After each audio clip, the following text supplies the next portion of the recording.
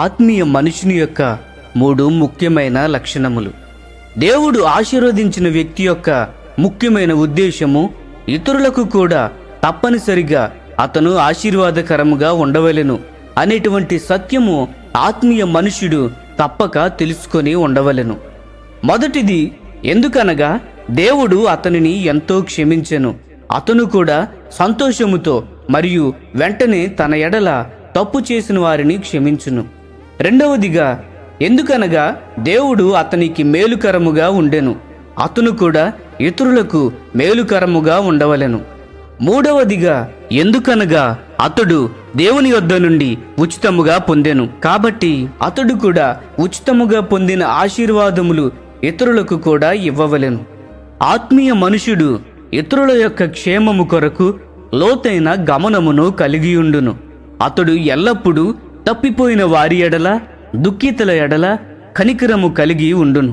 మంచి సమరయుని ఉపమానములోని లేవీయుడు మరియు యాజకుడు అవసరతలో ఉన్న సహోదరుని తృణీకరించినట్లు అతను ఎల్లప్పుడూ అలాగూ చేయడు.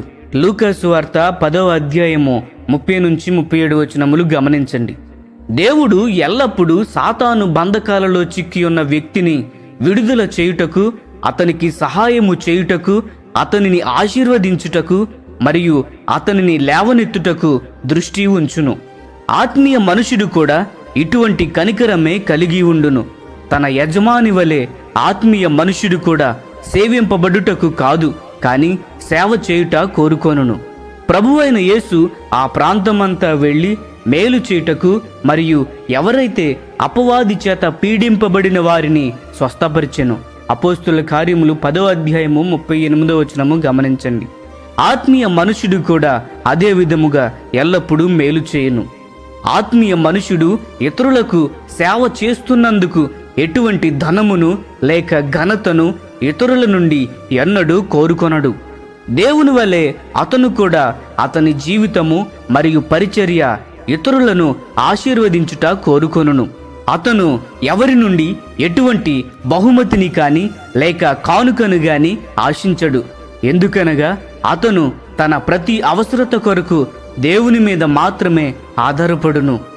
ప్రియ స్నేహితులారా, మనము ఆత్మీయులుగా ఉండుటకు, ఇతరులను ఆశీర్వదించుటకు, ఇతరుల ఎడల కనికరము కలిగి ఉండుటకు మరియు ఇతరులకు మేలు చేసినప్పుడు తిరిగి వారి వద్ద నుంచి ఏమీ ఆశించకుండా ఉండుటకు దేవుని కృప దయచేయమని ప్రార్థించుదాము.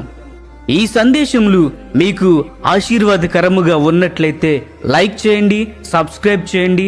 అనేకులకు ఆశీర్వాదకరముగా ఉండునట్లు షేర్ చేయండి. మీ విలువైన అభిప్రాయములను కామెంట్ రూపంలో మాతో పంచుకొనండి.